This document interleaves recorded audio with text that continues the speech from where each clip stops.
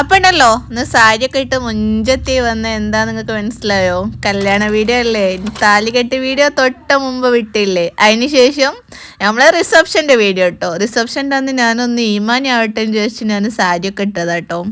അങ്ങനെ എൻ്റെ വീട്ടിൽ പോയി സാരിയൊക്കെ ഇട്ട് വന്ന് തിരിച്ചു വരുന്ന സമയത്ത് നമുക്ക് ഓൽക്ക് എന്തെങ്കിലും ഒരു ഗിഫ്റ്റ് കൊടുക്കണമല്ലോ. അപ്പോൾ ഗിഫ്റ്റ് വാങ്ങാൻ വേണ്ടിയിട്ട് ഒരു ഷോപ്പിൽ കയറിയതാട്ടോ.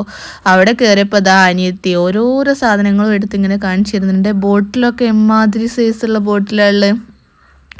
അങ്ങനെ അതൊക്കെ നോക്കി വീട്ടിലെത്തി മക്കളെയൊക്കെ മാറ്റിച്ച് അങ്ങനെ അതാ തിരിച്ച് വീട്ടിൽ നിന്ന് നമ്മൾ റിസപ്ഷനേക്ക് ഇറങ്ങാം കേട്ടോ. റിസപ്ഷന് നമ്മളെ സ്വന്തം മലയിൽ വെച്ചിട്ടാട്ടോ. കാരണം ഞങ്ങളിവിടെ ഒരു ഗ്രൗണ്ട് ഉണ്ട്. അവിടെ നിന്നാണ് നമ്മളിവിടെ ആരെ കല്യാണം ഉണ്ടോ എന്ത് പരിപാടി ഉണ്ടെങ്കിലോ അതൊക്കെ അവിടെ നിന്നായിട്ടുണ്ടാവുക.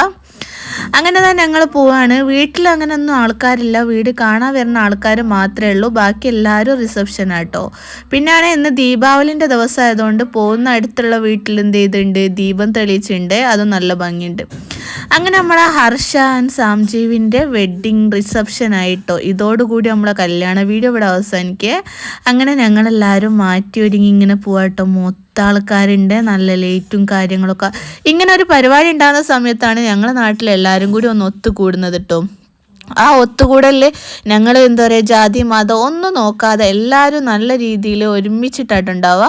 ആ പരിപാടി തീർന്ന വരെ എല്ലാവരും ഉണ്ടാവുകയും ചെയ്യും. പരിപാടി അടിപൊളിയാക്കി കഴിക്കുകയും ചെയ്യും കേട്ടോ. അങ്ങനെ അത് അവിടെ എത്തി നേരെ മണവാളനും മണവാട്ടിക്കുള്ള ഗിഫ്റ്റ് കൊടുക്കാൻ വേണ്ടിയിട്ട് ഞാൻ ഇങ്ങനെ വെയിറ്റ് ചെയ്തുകൊണ്ട് കേട്ടോ. ഓരോരുത്തർ കയറി ഫോട്ടോ എടുക്കുന്നുണ്ട്. അങ്ങനെ തന്നെ ഞാൻ ഗിഫ്റ്റ് കൊടുത്ത് ഞാൻ ഫുള്ള് സാരിമലാട്ടോ കളി. സാരി എടുത്തതോടുകൂടി അതുമ്മലാണ് മൊത്തം കളിയൊന്നും എടുക്കുന്നത്. അങ്ങനെയൊക്കെ ഗിഫ്റ്റൊക്കെ കൊടുത്തു കഴിഞ്ഞാൽ പിന്നെ നമ്മളെ മെയിൻ പരിപാടി ഫുഡ് അടി. അവിടെയുള്ള ഫുഡ് ഐറ്റംസ് ഒക്കെ ഞാൻ എടുത്തിട്ടുണ്ട് എന്ന് പറയട്ടോ.